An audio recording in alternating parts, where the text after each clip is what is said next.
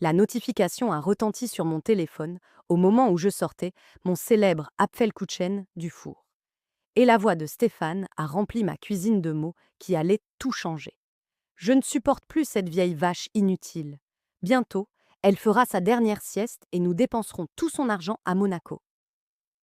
Mon sang s'est glacé lorsque j'ai réalisé qu'il m'avait accidentellement envoyé un message vocal destiné à sa femme, Claudia. Sans hésiter, j'ai pris mon téléphone et passé un appel.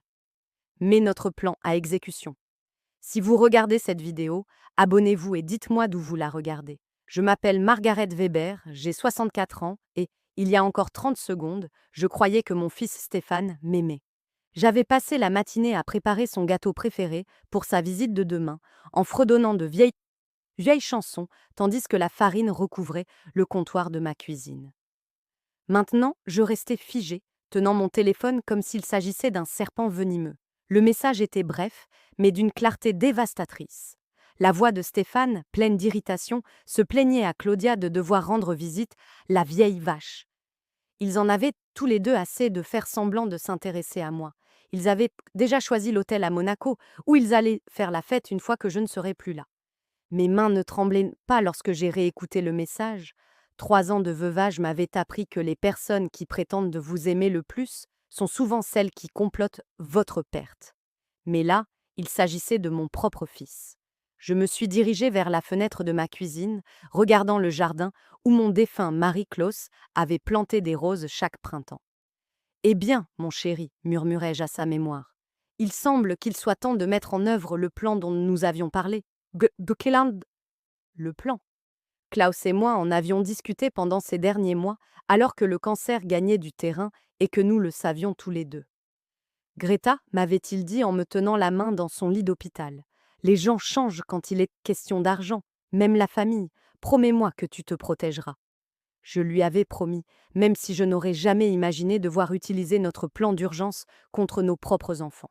Je composais alors le numéro que j'avais mémorisé, mais que j'espérais ne jamais avoir à utiliser. Le docteur Joachim Müller, avocat spécialisé en droit successoral et vieil ami de Klaus, répondit à la deuxième sonnerie. « Margaret, tout va bien ?» Joachim, vous vous souvenez de la conversation que nous avons eue en juillet au sujet des dispositions spéciales que Klaus voulait mettre en place? Il y eut un silence. Vous voulez dire que le moment est venu? Le moment est venu. Je vais passer les coups de fil. Tout sera en place dès demain matin.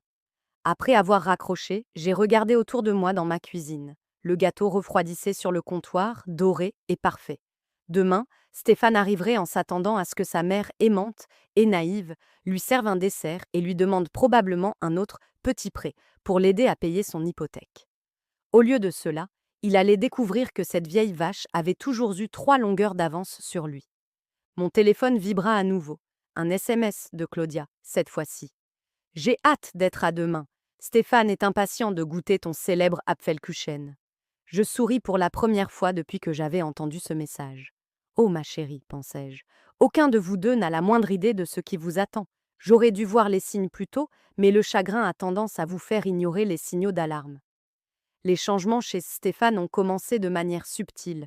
Des appels manqués, des visites annulées et un intérêt soudain pour mes finances et ma planification future. Mais avec le recul, chaque interaction au cours des 6 derniers mois avait conduit à ce moment. Tout a commencé juste après les funérailles de Klaus, lorsque Stéphane m'a prise à part lors de la réception. « Maman, tu sais que Claudia et moi sommes là pour toi », m'avait-il dit en passant son bras autour de mes épaules. « Mais cette maison est trop grande pour une seule personne. As-tu pensé à déménager dans quelque chose de plus petit ?» J'avais pris cela pour une simple marque d'attention. Le gentil Stéphane, inquiet pour sa mère vieillissante qui vivait seule dans une villa de 4 chambres. Comme c'était attentionné. Puis vinrent les visites qui ressemblaient davantage à des inspections. Claudia faisait des commentaires sur les meubles anciens, les parquets d'origine, les charmants éléments anciens qui pourraient être magnifiquement rénovés. Stéphane acquiesçait, posant des questions anodines sur la valeur de la propriété et les droits de succession. Le mois dernier, ils ont apporté des brochures sur des résidences pour seniors aux noms évocateurs tels que Sunset Residence et Golden Years House, des endroits où je pourrais profiter de ma retraite sans avoir à m'occuper de l'entretien de ma maison. « Regarde toutes ces activités !» s'était exclamée Claudia en montrant des photos de personnes âgées faisant de l'aquarelle et du yoga sur chaise. Tu te ferais tellement d'amis.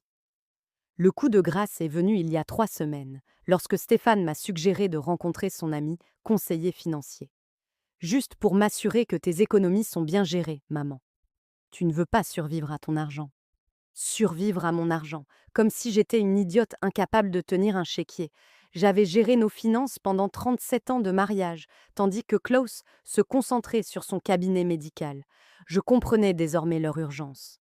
Ils ne s'inquiétaient pas pour mes finances, mais pour y avoir accès. J'ai sorti le dossier que je gardais dans le tiroir de mon bureau, celui intitulé Documents importants. À l'intérieur se trouvaient des copies de tout: mon testament, la police d'assurance vie de Klaus, les titres de propriété et les comptes d'investissement, tout ce que Stéphane et Claudia pensaient m'en savoir. Ce qu'ils ne savaient pas, c'est que Klaus et moi avions prévu cette éventualité depuis son diagnostic. Les gens deviennent étranges quand il s'agit de mort et d'argent, m'avait prévenu Klaus pendant l'une de ses séances de chimiothérapie. Même la famille. Surtout la famille. Il avait insisté pour que nous mettions en place des protections, des fonds fiduciaires, des mécanismes juridiques et des dispositifs de sécurité qui s'activeraient si quelqu'un essayait de profiter de moi. À l'époque, j'avais pensé qu'il était paranoïaque. Je réalisais maintenant qu'il avait été prémonitoire. Mon téléphone a sonné. C'était Anna, ma fille. Bonjour maman. Comment vas-tu? La voix d'Anna trahissait la même inquiétude artificielle que celle de Stéphane, mais elle semblait différente, comme si elle avait été répétée. Je vais bien, ma chérie. En fait, Stéphane vient demain. Oh, Anna semblait surprise. Il ne m'en a pas parlé hier. Intéressant. Mes enfants avaient donc discuté de moi dans mon dos. Anna, je peux te poser une question? Est-ce que Stéphane et toi avez parlé de ma situation? Silence. Puis, prudemment.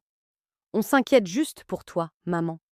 Tu es seule dans cette grande maison. Tu dois tout gérer toute seule. Voilà, le même discours que Stéphane avait tenu. Je vois.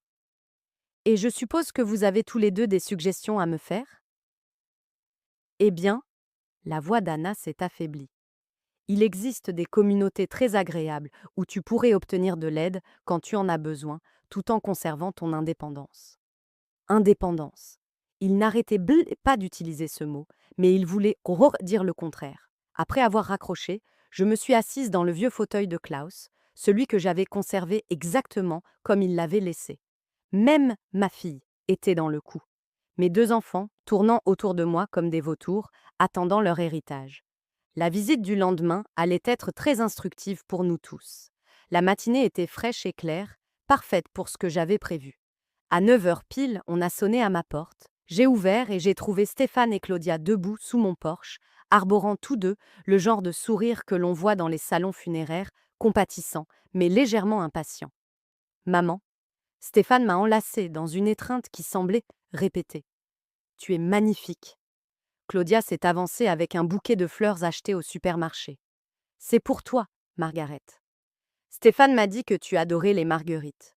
J'étais allergique aux marguerites depuis 20 ans, mais je les remerciais quand même. Certaines batailles ne valeront pas encore la peine d'être menées. Entrez, entrez. J'ai préparé du café. Ils se sont installés dans mon salon et j'ai remarqué que leurs yeux vagabondaient, cataloguant, évaluant. Le regard de Claudia s'est attardé sur le vaisselier de ma grand-mère. Stéphane a étudié les photos de famille comme s'il mémorisait celles qu'il allait garder. Alors, maman, commença Stéphane après que nous eûmes épuisé le sujet de la météo. Claudia et moi avons réfléchi à ta situation ici. Ma situation? Eh bien, tu sais, être seule, gérer cette grande maison, assumer toutes les responsabilités. Je versai le café d'une main ferme. Quelle responsabilité, Stéphane? Il échangea un regard avec Claudia. Le jardinage, l'entretien, les courses, la gestion de tes médicaments. Je ne prends aucun médicament, à part des vitamines. D'accord. Mais en vieillissant? J'ai 64 ans, pas 94. Claudia se pencha en avant avec son air compatissant habituel. Bien sûr, tu es encore jeune et capable, Margaret. Mais ne serait-ce pas agréable d'avoir de l'aide, de vivre dans un endroit où tu n'as à te soucier de rien? Ils avaient apporté de nouvelles brochures, plus brillantes cette fois-ci, avec des prix plus élevés et des mots comme luxe et style de vie de villégiature. Regardez celle-ci, dit Stéphane en étalant la brochure la plus brillante sur ma table basse. Meadowbrook Estates. Il y a une piscine, 3 restaurants, et ils s'occupent de tout, le ménage, la cuisine, même le transport pour les rendez-vous. J'ai étudié la brochure. Les frais mensuels commençaient à 7 000 €. Ça a l'air cher. C'est là tout l'intérêt, a dit Claudia, les yeux brillants. Vous vendriez cette maison, et le produit de la vente couvrirait plusieurs années de vie là-bas, sans aucun souci. Ah, voilà. Vendre la maison, et qu'adviendra-t-il de l'argent quand je mourrai? Ils échangèrent un autre regard. Eh bien, dit Stéphane avec prudence, ce qui restera ira à vos bénéficiaires, comme indiqué dans votre testament. Je vois. Et vous avez lu mon testament? Pas exactement, mais nous en connaissons les grandes lignes. Anna et moi héritons de tout à parts égales, n'est-ce pas? C'est ce que toi et papa nous avaient toujours dit. Je posai ma tasse de café. En fait, cela a changé. La température dans la pièce sembla baisser de 10 degrés. Changé? La voix de Claudia se brisa légèrement. Comment ça? Je veux dire que j'ai mis à jour mon testament. Plusieurs fois, en fait, depuis la mort de votre père. Stéphane serra les mâchoires de manière presque imperceptible. Maman, vous auriez dû discuter avec nous des décisions financières importantes. Nous aurions pu vous aider à en comprendre les implications. Oh, j'en comprends parfaitement les implications. Je me levai et me dirigeai vers mon bureau où je sortis une épaisse enveloppe en papier craft. En fait, j'en ai des copies ici si vous souhaitez les consulter. Claudia serrait son sac à main si fort que ses jointures étaient clétées blanches. Margaret, tu n'as certainement pas besoin d'apporter des changements radicaux. Ton testament initial était tout à fait raisonnable. Radicaux? Je haussai un sourcil.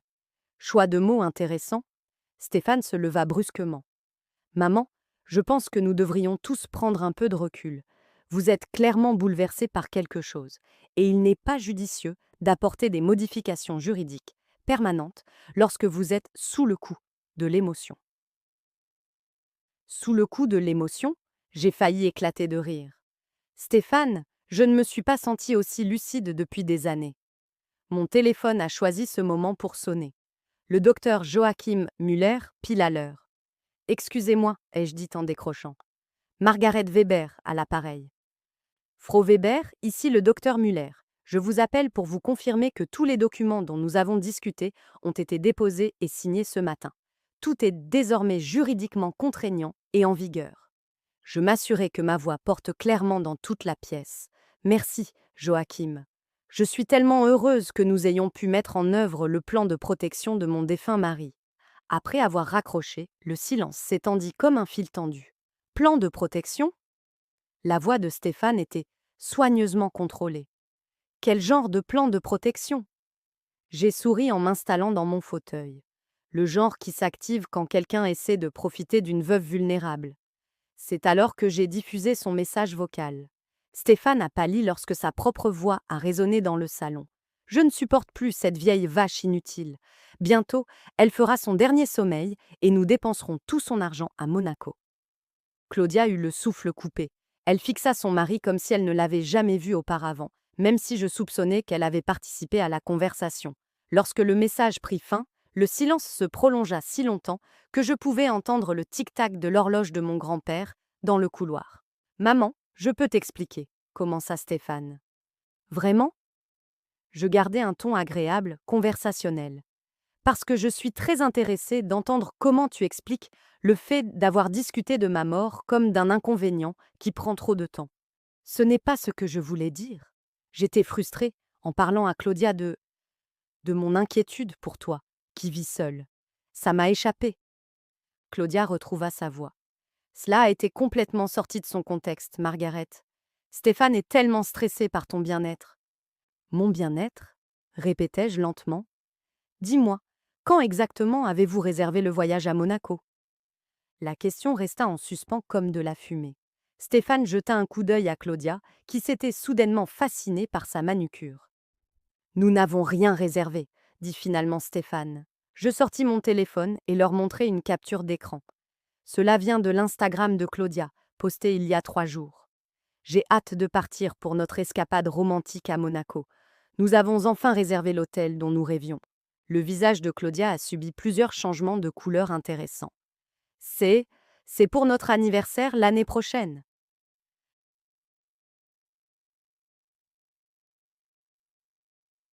Votre anniversaire est en mars. Ce poste parle d'un voyage en septembre, le mois prochain.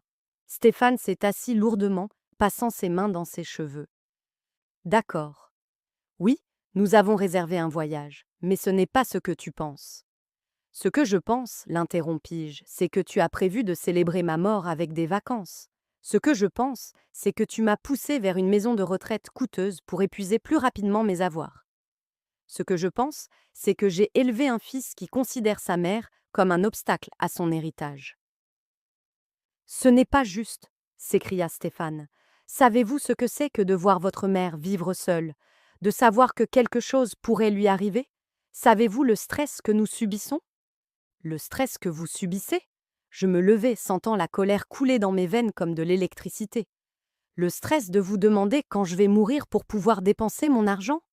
Claudia se mit à pleurer. De vraies larmes ou des larmes de circonstance, difficiles à dire avec elle. Margaret, s'il te plaît, nous t'aimons, nous nous inquiétons pour toi. Nous avons peut-être mal géré la situation, mais nos intentions sont bonnes. Vos intentions sont dans mon compte en banque. Stéphane se leva aussi, le visage rouge. Très bien. Vous voulez de l'honnêteté? Oui, nous sommes préoccupés par vos finances. Oui, nous avons fait des projets en fonction de ce que nous pensions être notre héritage. Oui, nous pensons que vous êtes trop têtu pour admettre que vous avez besoin d'aide. Mais cela ne signifie pas que nous ne vous aimons pas. Ah bon? Maman, soyez raisonnable. Nous sommes une famille. La famille prend soin les uns des autres. Papa aurait voulu que nous veillions sur toi.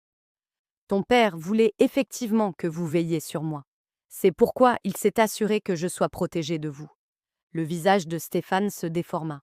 Protégée de nous? Nous sommes tes enfants. Et pourtant, vous êtes là, à comploter ma perte dans des messages vocaux que vous pensiez que je n'entendrais jamais? Claudia s'essuya les yeux avec un mouchoir. Que signifie exactement ce plan de protection? Je souris en sortant les documents juridiques de leur enveloppe. Cela signifie qu'à partir de ce matin, tout a changé. Mon testament, mes fiducies, mes bénéficiaires, tout a été mis à jour sur la base d'un plan d'urgence que votre père et moi avons établi avant sa mort. Un plan d'urgence, pourquoi? Demanda Stéphane. Pour cette situation précise. Pour le cas où le chagrin et la cupidité feraient oublier à mes enfants que je suis une personne et pas seulement une source de revenus. J'étalai les documents sur la table basse. Voulez-vous lire les nouvelles conditions ou dois-je vous les résumer? Stéphane s'empara des papiers et les parcourut frénétiquement. Au fur et à mesure qu'il lisait, son visage passa du rouge au pâle, puis au gris. Cela ne peut pas être légal, murmura-t-il. Oh, c'est parfaitement légal. Votre père s'en est assuré. Claudia lisait maintenant par-dessus son épaule, ses larmes oubliées. Que dit-il? La voix de Stéphane était creuse lorsqu'il répondit. Il dit que nous n'aurons rien. Rien? La voix de Claudia se brisa. Rien? Rien, confirmai-je joyeusement. Tous les biens, tous les comptes, chaque centime, tout ira à des œuvres caritatives si l'un de mes enfants tente de me manipuler, de me contraindre ou de profiter de moi de quelque manière que ce soit. Le silence qui suivit fut assourdissant. Finalement, Stéphane leva les yeux vers moi, le regard enflammé. Vous ne pouvez pas faire ça. Nous avons des droits. Quels droits exactement? Nous sommes votre famille. Nous méritons. Vous méritez exactement ce que vous avez gagné, dis-je calmement. Et d'après la conversation d'aujourd'hui, cela semble être rien. Claudia se leva brusquement. C'est fou. Nous partons. Bonne idée, ai-je acquiescé. Et Claudia?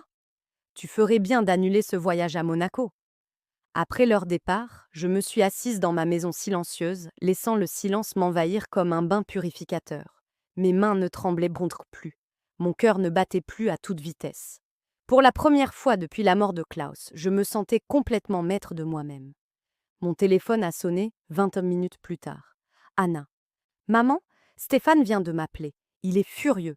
Il dit que tu l'as complètement exclu, lui et Claudia, de ton testament. Stéphane dit beaucoup de choses, n'est-ce pas? T'a-t-il aussi parlé du message vocal qu'il m'a accidentellement envoyé? Silence. Puis, prudemment. Quel message vocal? Je le lui ai également fait écouter. À la fin, Anna est restée silencieuse pendant un long moment. Maman, je ne savais pas que Stéphane ressentait cela à ton égard. Tu ne le savais pas? Parce qu'il m'a dit que vous aviez discuté en détail de ma situation. Nouvelle pause. Nous avons discuté de nos préoccupations, oui. Mais je ne parlerai jamais de toi de cette façon. De quelle façon, Anna? Comme si tu étais un fardeau. Comme si nous attendions que tu meures. Je me suis penchée en arrière sur ma chaise. N'est-ce pas le cas? Maman! Anna semblait sincèrement choquée. Comment peux-tu poser une telle question? Parce que depuis 6 mois, mes 2 enfants me poussent vers une maison de retraite coûteuse, me posent des questions sur mes finances et font des projets en partant du principe que je ne serai plus là très longtemps. Que suis-je censée penser exactement? Nous sommes inquiets pour toi. Tu vis seule dans une maison trop grande pour toi. Tu ne sors jamais. Tu ne fréquentes personne. Je suis veuve, Anna. J'ai perdu l'amour de ma vie. Pardonne-moi si je ne suis pas prête à m'inscrire à des cours de danse de salon et à des soirées pour célibataires. La voix d'Anna s'adoucit. Je sais, maman. Je sais à quel point tu aimais papa. Mais il ne voudrait pas que tu arrêtes de vivre. Je n'ai pas arrêté de vivre. J'ai simplement commencé à vivre selon mes propres conditions plutôt que selon les attentes des autres.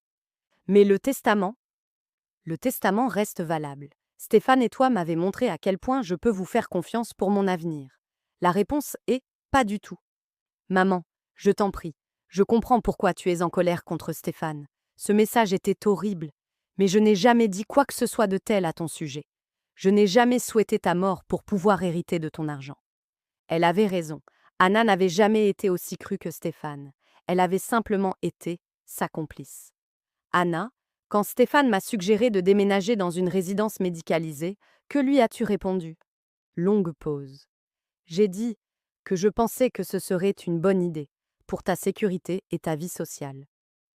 Et quand il a parlé de gérer mes finances?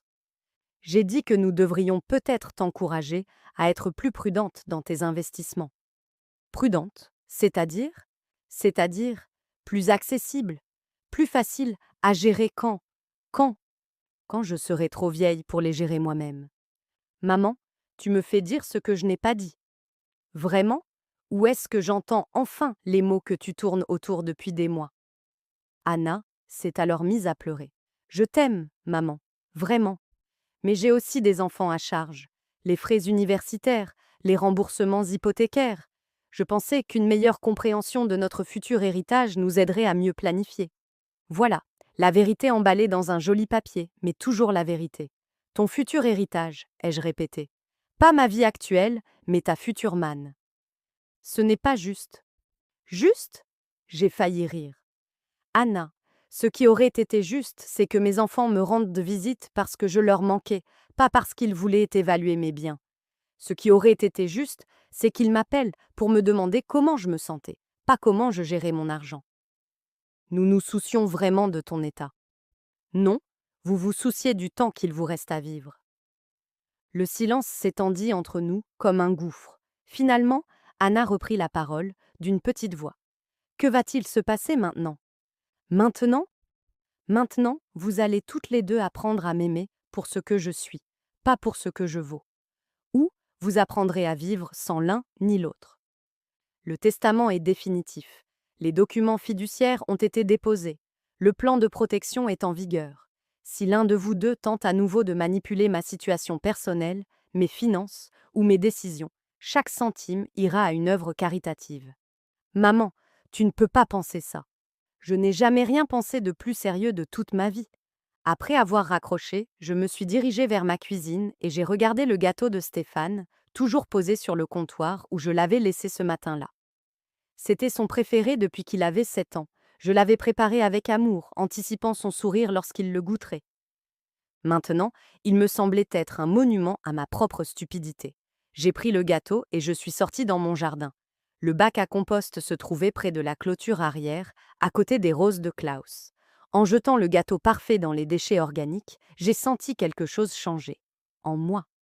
L'ancienne Margaret aurait gardé le gâteau, l'aurait emballé soigneusement et l'aurait conservé pour la prochaine visite, dans l'espoir que les choses s'améliorent. Elle aurait trouvé des excuses au comportement de ses enfants et se serait reprochée d'avoir mal compris leurs intentions. La nouvelle Margaret? La nouvelle Margaret en avait fini de trouver des excuses à ceux qui la considéraient comme un héritage ambulant. Mon téléphone a vibré, signalant l'arrivée d'un SMS provenant d'un numéro inconnu. Madame Weber, je suis l'assistante du docteur Muller. Le docteur Muller m'a demandé de vous confirmer que tous les documents ont été correctement déposés au tribunal aujourd'hui. Les nouvelles dispositions sont juridiquement contraignantes à partir de 16 heures cet après-midi. Je répondis par SMS. Parfait timing, merci. En retournant vers la maison, je remarquai ma voisine Helena qui travaillait dans son jardin. Elle me fit signe et m'appela. Tout va bien, Margaret? J'ai vu Stéphane et Claudia partir précipitamment. Tout va très bien, Helena, lui ai-je répondu. En fait, je pense que les choses sont enfin exactement comme elles devraient être. 3 jours se sont écoulés sans que mes enfants ne donnent signe de vie. Le 4e jour, on a sonné à ma porte à 7 heures du matin. Stéphane se tenait sous mon porche, l'air de ne pas avoir dormi depuis une semaine. Maman, il faut qu'on parle. J'étais en robe de chambre, une tasse de café à la main, complètement prise au dépourvu par ce drame matinal. Il est 7 heures du matin, Stéphane.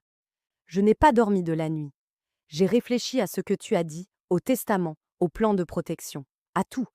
Il semblait sincèrement bouleversé, ce qui était soit du très bon jeu d'acteur, soit un véritable remords. Avec Stéphane, il était difficile de faire la différence.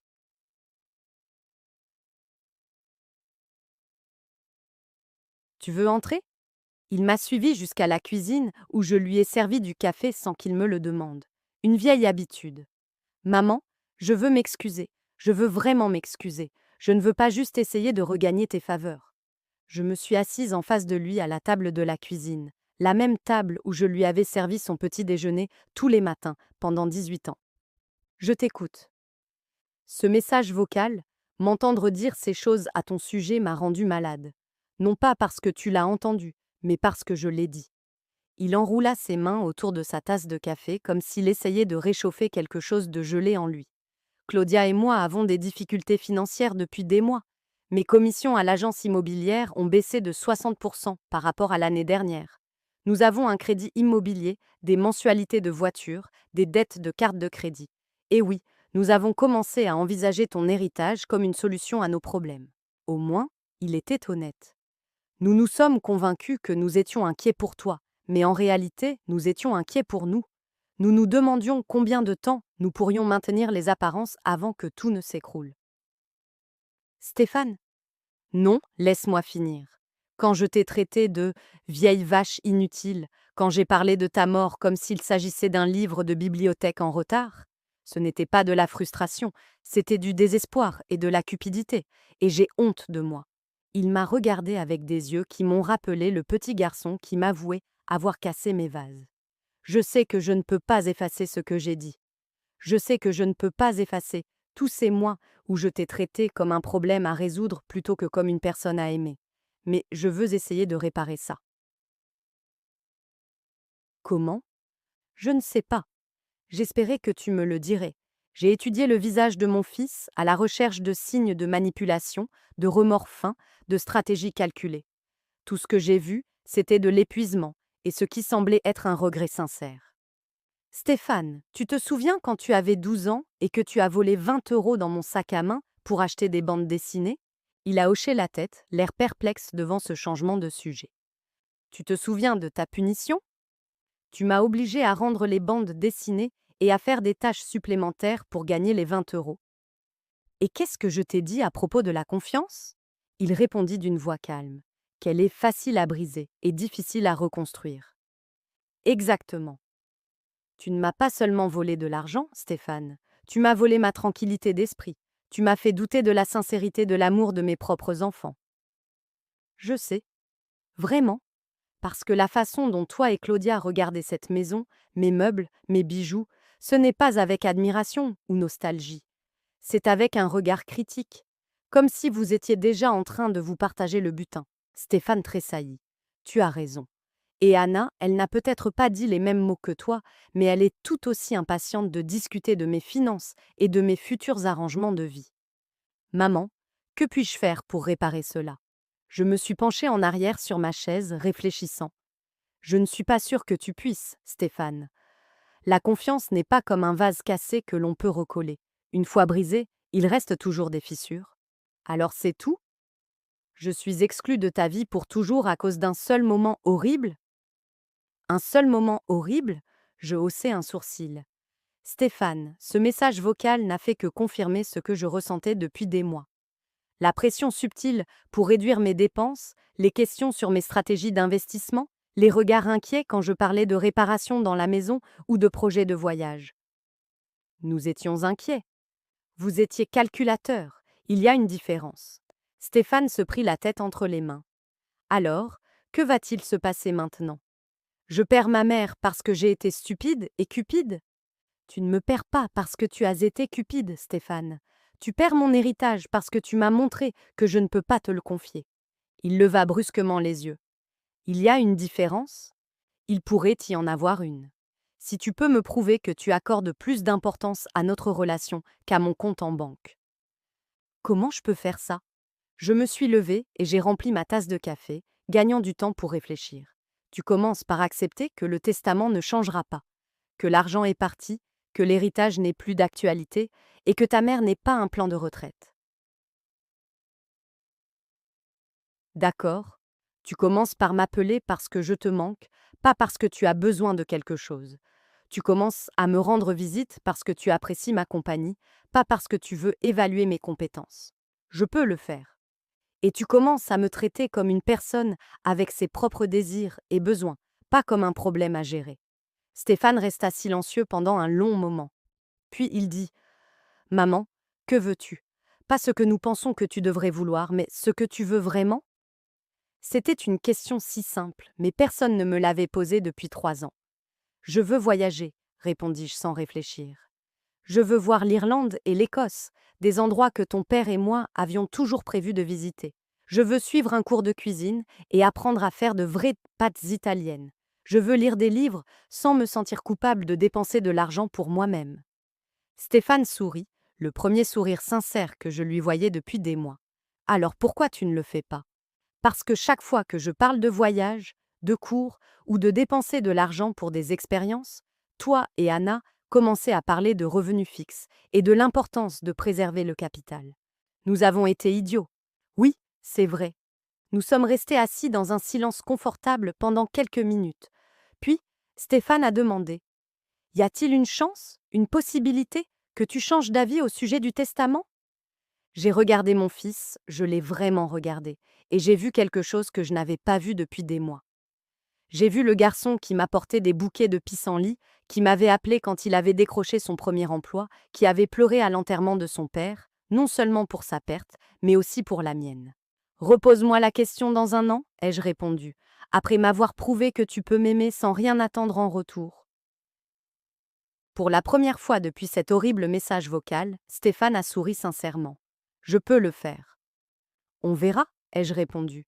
Mais pour la première fois depuis des jours, j'ai ressenti quelque chose qui ressemblait peut-être à de l'espoir. 2 semaines après la confession larmoyante de Stéphane dans la cuisine, Anna s'est présentée à l'improviste avec un plat cuisiné et ce qu'elle pensait probablement être une stratégie brillante. Je l'ai observée par la fenêtre alors qu'elle répétait son approche dans l'allée, ajustant son expression pour passer de fille inquiète à aidante attentionnée. « Bonjour maman !»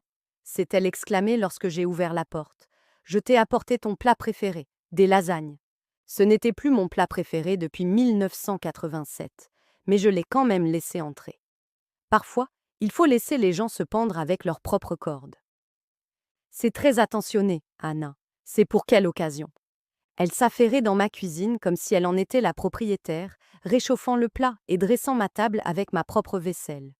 Une fille ne peut-elle pas simplement vouloir passer du temps avec sa mère? Si, elle le peut. Mais d'après mon expérience, les filles qui débarquent avec des plats veulent généralement quelque chose. Le sourire d'Anna vacilla. « Maman, tu es devenue tellement cynique ces derniers temps. » Je préfère le terme « réaliste ». Nous nous sommes assises pour manger ces lasagnes médiocres et j'ai attendu la véritable raison de sa visite. Elle est venue pendant le dessert. J'ai repensé à notre conversation de la semaine dernière, a-t-elle dit en coupant le tiramisu qu'elle avait acheté en magasin. À propos du message de Stéphane, du testament et tout le reste. Vraiment? Et j'ai réalisé quelque chose. Stéphane avait tort de dire ces choses horribles, mais peut-être que nous avons tous abordé cela de la mauvaise manière. J'ai bu une gorgée de café et j'ai attendu qu'elle poursuive. Au lieu de parler de tes besoins futurs en matière de soins, nous devrions peut-être parler de ton bonheur actuel. Qu'est-ce qui te rendrait le plus épanoui en ce moment? Intéressant, une approche différente, mais toujours une approche. Qu'est-ce qui me rendrait heureux, selon toi, Anna? Eh bien, tu as mentionné que tu voulais voyager, suivre des cours. Peut-être qu'au lieu de vous soucier d'économiser de l'argent, vous devriez le dépenser pour vivre des expériences. C'est un changement d'opinion remarquable de la part de quelqu'un qui s'inquiétait de ma stratégie d'investissement conservatrice le mois dernier. Les joues d'Anna rougirent. J'avais tort à ce sujet. J'ai laissé la peur de l'avenir m'empêcher de voir vos besoins actuels. La peur de quoi, exactement? La peur que tu survives à ton argent et que nous devions te soutenir financièrement. Enfin, un peu d'honnêteté. Et maintenant? Maintenant, je pense que c'est notre problème, pas le tien. Tu devrais vivre la vie que tu souhaites tant que tu le peux. Je me suis penchée en arrière sur ma chaise, observant le visage de ma fille. Elle était douée, meilleure que Stéphane en matière de manipulation. Son approche était plus sophistiquée, plus intelligente sur le plan émotionnel. Anna, sais-tu ce que ton père disait à ton sujet? Elle secoua la tête. Il disait que tu étais du genre intelligent le plus dangereux. Assez intelligente pour dire aux gens ce qu'ils voulaient entendre de manière si convaincante qu'ils en oubliaient de voir tes véritables motivations. Maman, c'était un compliment. Ton père admirait la réflexion stratégique. Je ne suis pas stratégique, je suis honnête. Vraiment? Parce que ce nouveau soutien pour mes dépenses, est-ce que ça a un rapport avec le fait que si je dépense tout, il ne restera plus rien à hériter pour vous deux? La fourchette d'Anna s'arrêta à mi-chemin de sa bouche. Réfléchis-y, continuai-je. Si tu arrives à me convaincre de dépenser toutes mes économies en voyage et en expérience, alors quand je mourrai, il ne restera plus rien à donner à une œuvre caritative. Le testament devient alors sans objet. Ce n'est pas... Je n'ai pas... Tu ne pensais pas que je m'en rendrais compte? Anna posa sa fourchette et me regarda avec quelque chose qui s'apparentait à du respect. Maman, tu es plus effrayante que je ne le pensais.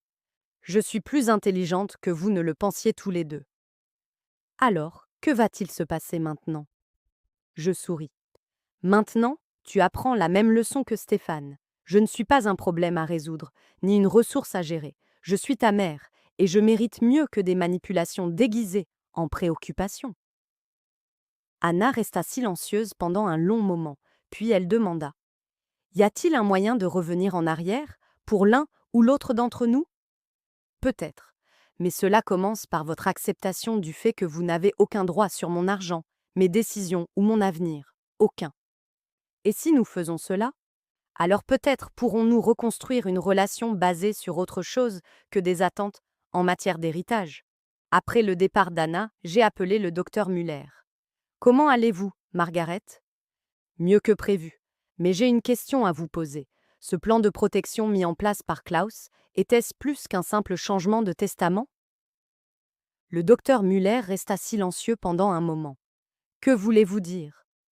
Je veux dire, Klaus avait-il prévu que nos enfants pourraient essayer plusieurs stratégies pour me manipuler? Margaret, vous devriez peut-être venir à mon cabinet. Nous avons certaines choses à discuter en personne. Quelque chose dans son ton me noua l'estomac. Quel genre de choses?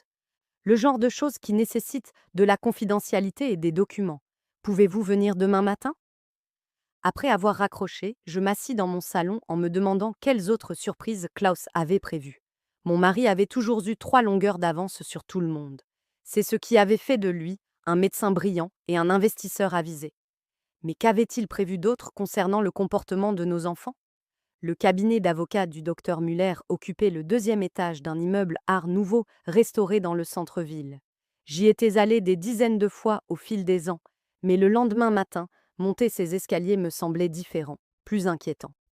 Margaret, merci d'être venue. Le docteur Muller m'a serré dans ses bras comme si nous étions de la même famille, ce qui était en quelque sorte le cas après 30 ans d'amitié.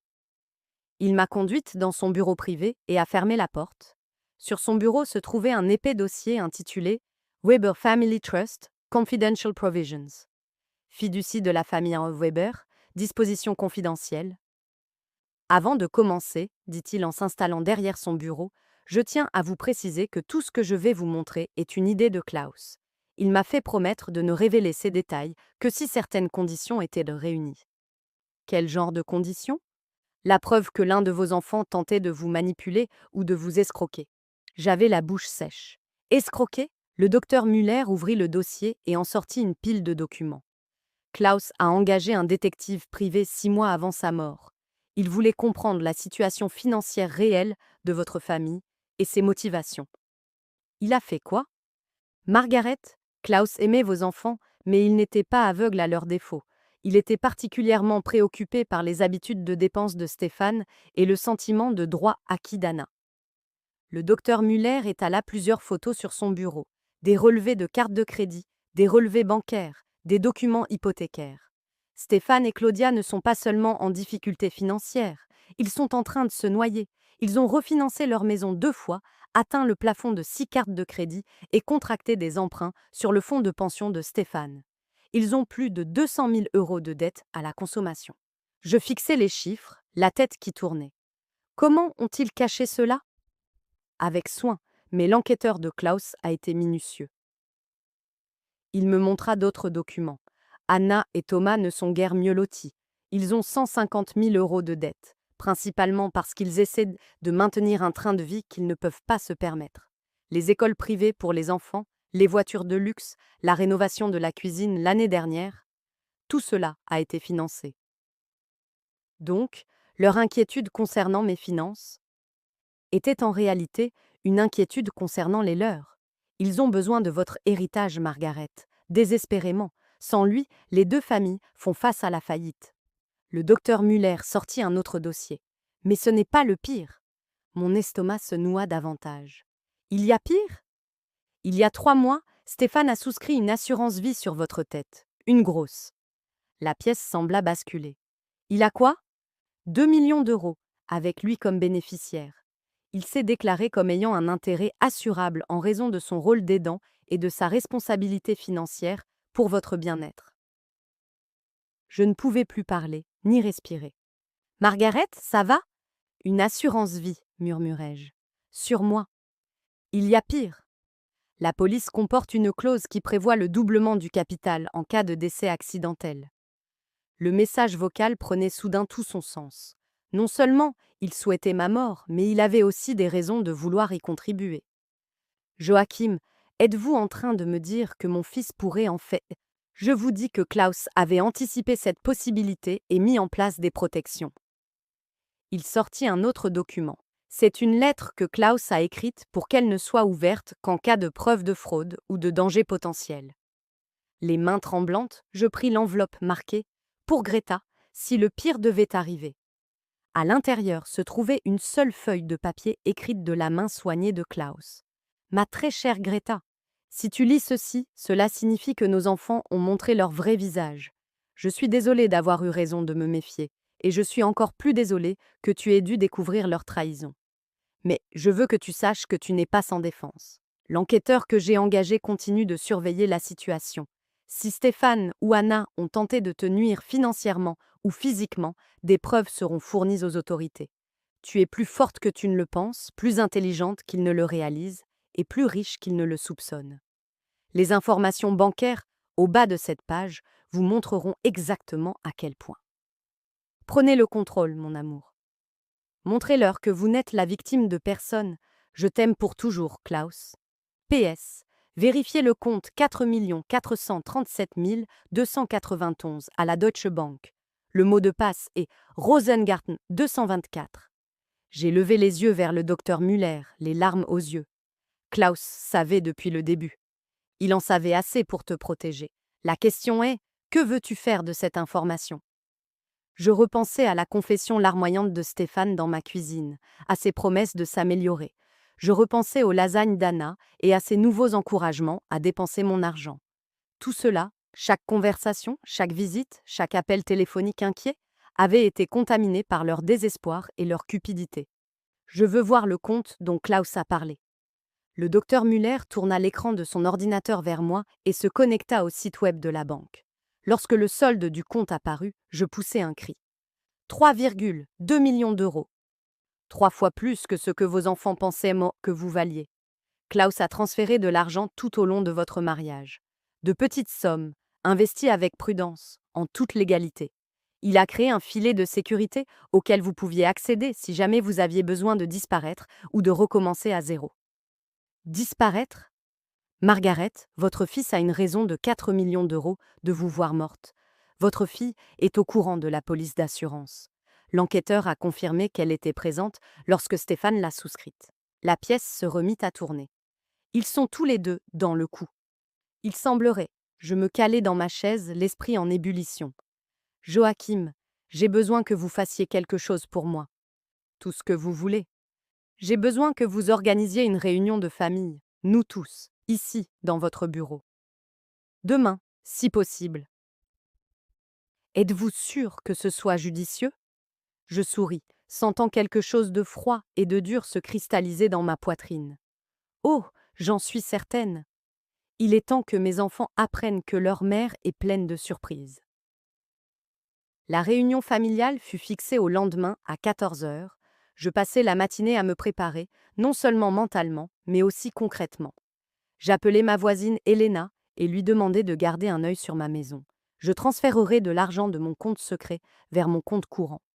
Je pris des dispositions dont mes enfants ne savaient rien. Et surtout, j'appelai le détective privé dont le docteur Muller m'avait parlé. Frau Weber, ici Daniel Richter. Je travaillais pour votre défunt mari. Herr Richter, je crois comprendre que vous surveillez les activités de mes enfants. Entre autres choses. Oui, madame. Votre mari était très précis dans ses instructions.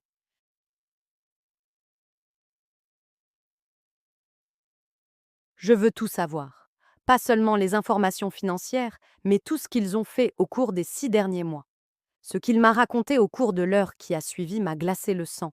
Stéphane n'avait pas seulement souscrit une assurance vie. Il avait fait des recherches sur mon état de santé, mes médicaments, et avait même appelé le cabinet de mon médecin en feignant de s'inquiéter de mes capacités mentales. Anna avait subtilement monté les amis de la famille contre moi, suggérant que je devenais confuse et paranoïaque. Elle préparait le terrain pour remettre en question ma capacité à prendre des décisions. Ensemble, ils avaient consulté un avocat pour me faire déclarer incompétente. Frau Weber, dit Daniel avec précaution, j'ai une question à vous poser. Avez-vous l'intention de les confronter directement? Oui, je vous le déconseille fortement. S'ils sont assez désespérés pour envisager... Il marqua une pause. S'ils sont assez désespérés pour prendre des mesures extrêmes, les confronter pourrait accélérer leur décision. Herr Richter, mes enfants sont peut-être cupides et manipulateurs, mais ce ne sont pas des meurtriers. Madame, avec tout le respect que je vous dois, des personnes ayant souscrit une assurance vie de 2 millions d'euros et endettées à hauteur de plusieurs centaines de milliers d'euros ont déjà tué pour moins que ça. Ces mots restèrent suspendus dans l'air comme la fumée d'un bûcher funéraire. Vous me suggérez de me cacher et d'espérer qu'ils ne réussissent pas à me faire déclarer incapable? Ou pire encore?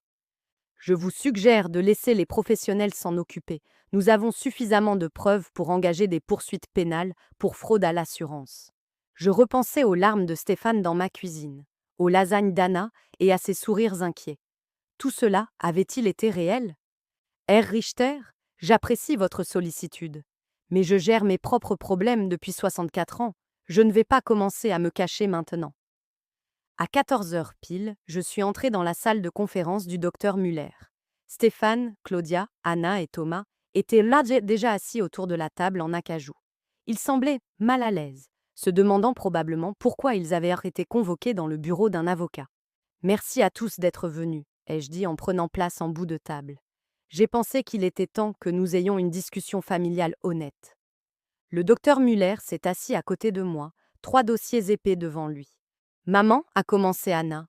De quoi s'agit-il? Il s'agit de la vérité, Anna. Quelque chose qui a fait défaut dans notre famille ces derniers temps. Stéphane s'est agité nerveusement. Si c'est encore à propos du testament. Oh, c'est bien plus que ça. J'ai fait signe au docteur Muller qui a ouvert le premier dossier. Stéphane, Peux-tu expliquer à tout le monde pourquoi tu as souscrit une assurance vie de 2 millions d'euros à mon nom? Le silence était assourdissant. Claudia était devenue livide. Anna était restée bouche bée. Je... Quoi? Je ne sais pas de quoi tu parles. Le docteur Muller fit glisser les documents d'assurance sur la table.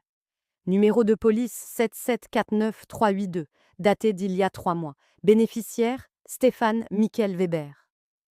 Stéphane fixait les papiers comme s'ils étaient écrits dans une langue étrangère. Maman, je peux t'expliquer. Je t'en prie, explique-moi pourquoi mon fils a besoin de 2 millions d'euros si je venais à mourir accidentellement. Ce n'est pas ça. C'est juste que nous étions inquiets pour les frais funéraires. Les droits de succession. Les droits de succession sur quel patrimoine, Stéphane? D'après toi, je dépense tout mon argent dans des voyages futiles. Anna retrouva sa voix. Stéphane, dis-moi que tu n'as pas vraiment fait ça. Anna, tu étais au courant de cette police, dis-je calmement. R. Richter a des photos de toi au bureau de l'assurance avec Stéphane lorsqu'il a fait la demande. Le visage d'Anna se décomposa. Maman, ça ne devait pas se passer comme ça. Comment ça devait se passer? Nous étions désespérés. Nous avons tellement de dettes et nous avons pensé que si quelque chose t'arrivait naturellement. Naturellement, répétai-je. Mais la police paie le double en cas d'accident. La pièce était si silencieuse qu'on aurait pu entendre une mouche voler. Tu veux savoir ce qui est vraiment intéressant? Ai-je poursuivi. La police exige que les bénéficiaires soient responsables des soins prodigués à la personne assurée. Ce qui explique pourquoi tu tenais tant à me faire déclarer incapable. Thomas, qui était resté silencieux jusqu'à présent, a pris la parole. Margaret, tu ne penses tout de même pas que nous te ferions du mal. Je regardais autour de la table ces personnes que j'avais élevées, aimées, soutenues, en qui j'avais confiance. Thomas, il y a une semaine, j'aurais dit non. Aujourd'hui, honnêtement, je ne sais pas. Claudia se mit à pleurer. C'est fou. Nous sommes une famille. Vraiment? Demandai-je. Parce que les membres d'une famille ne complotent pas pour se faire mourir les uns les autres afin de toucher l'argent de l'assurance. Stéphane baissa les épaules, vaincu. Maman, nous ne te ferions jamais de mal. Jamais.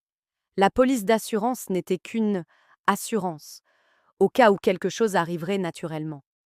Une assurance pour qui, Stéphane? Pour toi ou pour moi? Je l'ai laissé réfléchir à cette question pendant un moment avant de continuer. Mais voici ce que vous devez vraiment savoir. Tout ce que vous pensez comprendre de cette situation est faux. Le docteur Muller ouvrit le deuxième dossier. Votre mère n'est pas la veuve vulnérable que vous pensiez qu'elle était. Que voulez-vous dire? Demanda Anna. Je veux dire que votre père a laissé à votre mère une fortune bien plus importante que vous ne le pensiez. L'héritage pour lequel vous vous battez? Ce n'est qu'une fraction de ce qu'elle possède réellement. J'observais leur visage tandis que le docteur Muller leur expliquait les comptes cachés, les investissements prudents, le filet de sécurité que Klaus avait mis en place. 3,2 millions d'euros, a finalement déclaré le docteur Muller. En plus de la maison, des investissements que vous connaissez et de divers autres actifs. Le visage de Stéphane a changé plusieurs fois de couleur. Vous aviez plus de 3 millions d'euros pendant tout ce temps? Votre père s'est assuré que je ne dépendrai jamais de personne, y compris de mes enfants. Mais pourquoi le cacher? Demanda Anna. Pourquoi nous laisser croire que vous viviez avec un revenu fixe? Parce que, dis-je en me levant et en me dirigeant vers la fenêtre, votre père soupçonnait que cela pourrait arriver. Il voulait voir comment vous vous comporteriez si vous pensiez que j'avais besoin de votre aide, par opposition à la façon dont vous vous comporteriez si vous pensiez que j'avais de l'argent auquel vous n'aviez pas accès. Claudia prit une voix douce. Et nous avons échoué au test. De manière spectaculaire. Stéphane se prit la tête entre les mains. Donc, le testament qui nous déshérite ne concerne que les biens dont vous aviez connaissance, l'argent qui aurait pu être le vôtre si vous m'aviez montré de l'amour plutôt que de la cupidité. Thomas se pencha en avant. Et l'argent caché? Je me suis retournée pour leur faire face. Et alors? Qu'est-ce qui va lui arriver? Et voilà, même maintenant, même après avoir appris tout ce qui avait été révélé, Thomas pensait toujours à l'argent. Il ira là où je déciderai qu'il aille. Et pour l'instant, je pense qu'il ira à des gens qui me voient comme plus qu'un symbole de l'euro. Anna se mit à pleurer plus fort.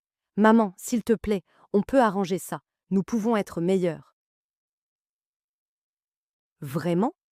Parce qu'à présent, même après avoir appris que ton frère avait souscrit une assurance vie sur moi, la première question de ton mari a porté sur l'argent. Le silence s'éternisa, inconfortable et long. Finalement, Stéphane leva les yeux. Maman, qu'attends-tu de nous? Je veux que vous partiez. Partir? Quittez ce bureau, quittez ma vie, laissez-moi tranquille. Nous tous? Pour toujours? Murmura Anna. Je réfléchis à la question. Ces gens avaient comploté pour me faire déclarer incompétente, avaient souscrit des polices d'assurance en pariant sur ma mort, avaient manipulé toutes nos interactions pendant des mois. Mais ils restaient mes enfants. Reposez-moi la question dans 5 ans, dis-je finalement. Si vous pouvez passer 5 ans sans me contacter au sujet de l'argent, de l'héritage ou de quoi que ce soit lié à mes biens, nous pourrons peut-être réessayer.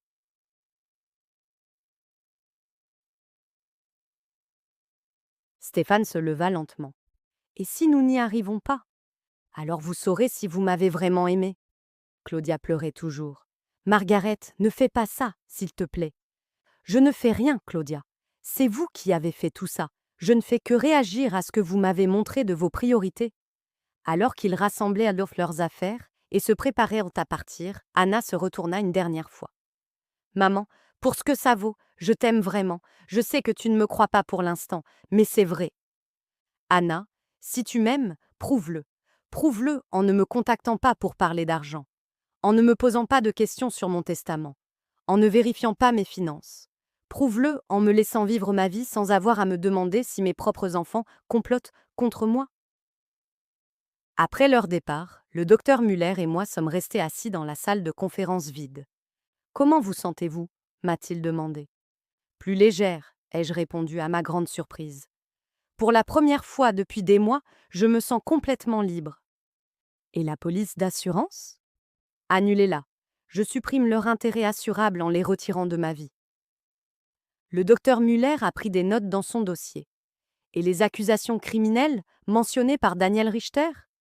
J'y ai réfléchi, à l'idée que mon fils puisse aller en prison pour fraude à l'assurance, à l'idée que ma fille soit accusée de complicité.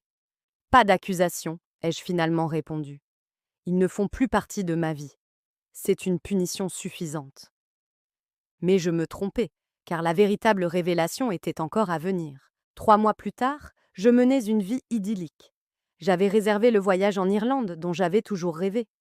Je m'étais inscrite à des cours de cuisine italienne. J'avais commencé à faire du bénévolat au refuge pour animaux local. Mon téléphone ne sonnait plus pour des contrôles manipulateurs.